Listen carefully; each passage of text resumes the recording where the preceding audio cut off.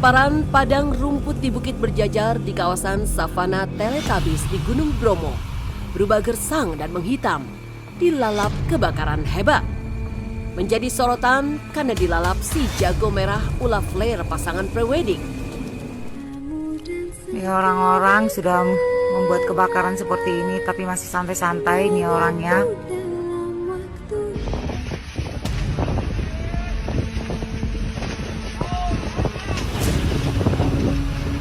Kami beserta teman-teman dan tentunya juga mewakili dari saudara Andi yang saat ini berada di tahanan Polres ingin menyampaikan permohonan maaf yang sedalam-dalamnya. Magisnya, Gunung Bromo menyimpan labirin misteri dari kerajaan gaib di puncak Bromo hingga keberadaan akar gaib dengan energi misterius yang konon menentukan nasib.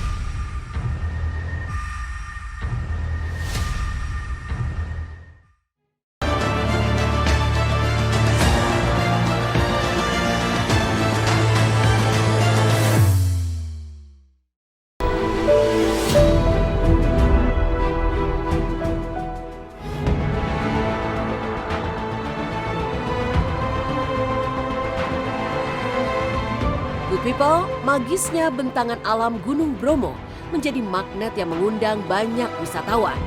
Menjadi salah satu destinasi favorit, eloknya pesona padang rumput savana di Bukit Teletubbies, hingga lahan lapang nan luas mengalirkan desir pasir berbisik tak habis-habis dikisahkan.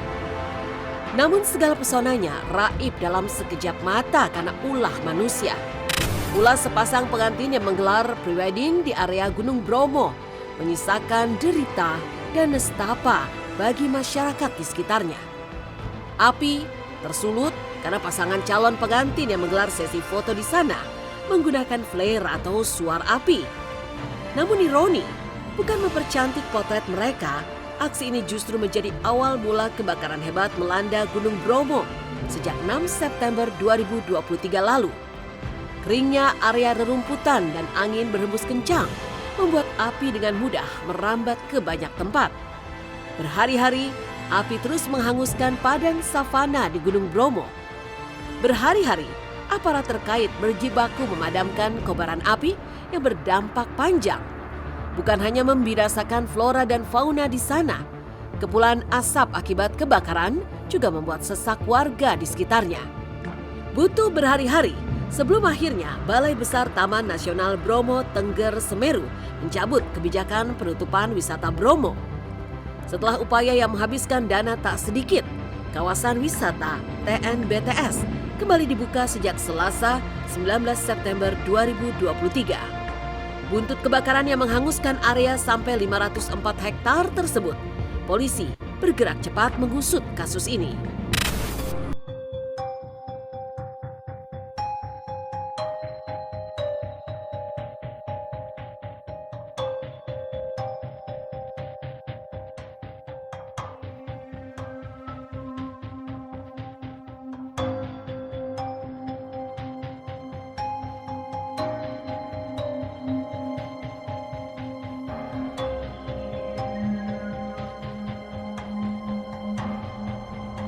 Iki gegara priwetmu iki.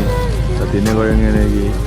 Bengi-bengi nang Bromo ya.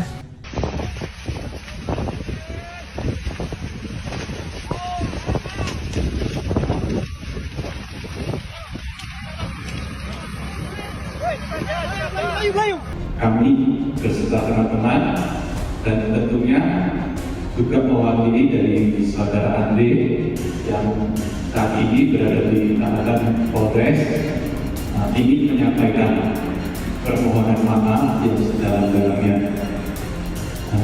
Permohonan maaf ini kami tujukan kepada seluruh masyarakat adat Tengger, pada tokoh-tokoh adat Tengger, kepada tokoh-tokoh masyarakat Tengger.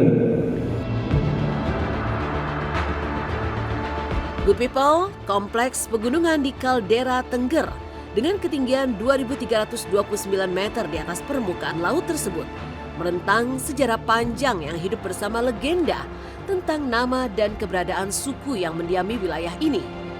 Gunung Bromo atau dalam bahasa Tengger dieja Brahma, konon berasal dari nama dewa utama Brahma. Sementara suku Tengger, suku yang mendiami dataran tinggi di sekitar pegunungan Tengger dan meliputi Gunung Bromo dan Semeru, juga menyimpan jejak cerita dan legenda yang tersohor di masyarakat Jawa. Nama Tengger sendiri dalam legendanya terlepas dari kisah Jaka Seger dan Roro Anteng. Dulu kala di masa kerajaan Majapahit, ada perempuan bernama Roro Anteng, bersuamikan Brahmana bernama Joko Seger. Menjadi penguasa wilayah ini, mereka kemudian bersemedi di puncak gunung berapi. Dalam doanya, konon pasangan ini menggantungkan asa agar diberi keturunan oleh para dewa. Namun ada satu permintaan agar mereka harus mengorbankan anak terakhir sebagai imbalan. Doa dikabulkan. Roro Anteng dan Joko Seger disebut memiliki 25 orang keturunan. Tengger berasal dari kata teng dan ger. Teng diartikan dari mitos legenda tentang Nyai Roro Anteng dan ger dari nama suaminya yaitu Jaka Seger. Konon pertemuan mereka antara Jaka Seger dan Nyai Roro Anteng ini terjadi di wilayah Bromo ini. Good people, dengan latar cerita dan legenda yang tumbuh di masyarakat setempat, maka kawasan Gunung Bromo juga begitu dekat dengan keberadaan alam dari dimensi lain. Layaknya setiap gunung di Nusantara yang menjulang megah bersama segala mitosnya, Gunung Bromo juga punya kisah tentang kerajaan gaib. Gunung Bromo adalah tempat yang sangat sakral. Kenapa? Karena di Gunung Bromo dulunya adalah tempat di mana berkumpulnya para petinggi-petinggi Nusantara. Para pemimpin-pemimpin di Nusantara itu semuanya berkumpul saat itu. Jadi leluhur kita se-Nusantara itu berkumpul di Gunung Bromo dan melakukan ritual yang sangat sakral. Dari tutur lisan para pendaki, banyak kisah irasional yang kemudian mereka alami. Salah satu mitos yang kerap dibicarakan adalah keberadaan dewa-dewi penghuni kawasan Gunung Bromo itu sendiri. Oleh sebab itu di Gunung Bromo sekarang itu terdapat pura. Kenapa terdapat pura? Karena pura selalu ditempatkan di tempat-tempat suci, tempat-tempat sakral di mana energinya sangat besar. Ada yang konon tiba-tiba mendengar suara misterius, bisikan magis yang tak jelas sumber bunyinya, hingga tak jarang merasa diikuti ketika berada di wilayah yang jarang terjamah manusia. Nah, di Gunung Bromo ini penghuninya adalah yang terlihat secara tak kasat mata. Penghuninya adalah leluhur kita zaman dulu, para petinggi-petinggi dengan ageman, ada yang ageman Jawa, ada yang ageman yang sederhana dengan lilitan kain, ada yang ageman adat-adat dari senusantara itu yang terlihat ada di Gunung Bromo. Jadi mereka berkumpul, mereka menjadi penghuni tetap di Gunung Bromo.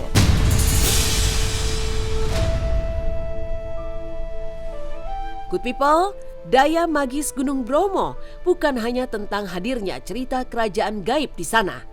Ada pula nuansa mistis yang dibawa akar gaib, akar pohon yang diyakini memiliki energi negatif dan berpengaruh pada nasib seseorang.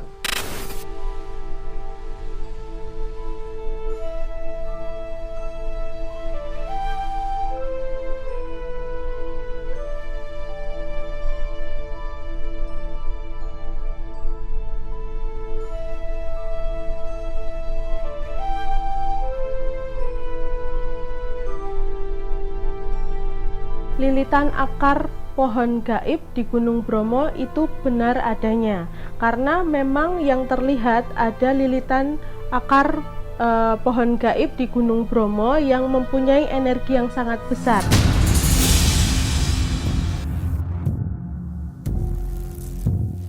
Good people, dan di bagian yang dipenuhi rumput serta pepohonan, hadir misteri tentang keberadaan akar gaib. Inilah akar pohon yang diyakini menyimpan energi negatif hingga memiliki pengaruh besar terhadap nasib seseorang. Hidup bersama masyarakat adat setempat.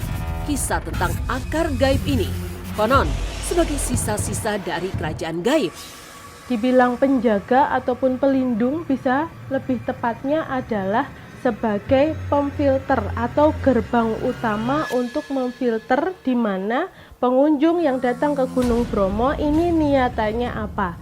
Disitulah tempat di mana penentu kita diterima di Gunung Bromo ataukah kita tidak diterima. Dulu kala, akar ini muncul sebagai buah pertarungan dewa-dewi dengan makhluk gaib di alam kayangan sana. Akar ini kemudian kerap dikait-kaitkan dengan nasib seseorang. Energinya bahkan digadang-gadang bisa membuat pendaki menghilang. Akar gaib di Gunung Bromo seperti yang aku tadi bilang itu akan memiliki sesuatu energi yang berbeda, di mana kita saat berada di tempat itu akan menjadi filter tersendiri niatan kita datang ke Gunung Bromo itu apa. Ketika kita datang dengan niatan positif, maka tidak akan terjadi apa-apa, justru akan kita mendapat pesan leluhur dari para leluhur di Nusantara. Tetapi apabila niatan negatif, itu akar itu akan memberikan clue ataupun memberikan pengingat bahwa di situ kita sikapnya kurang benar ataupun salah, dan itu bisa masuk ke alam bawah sadar ataupun di mimpi seseorang.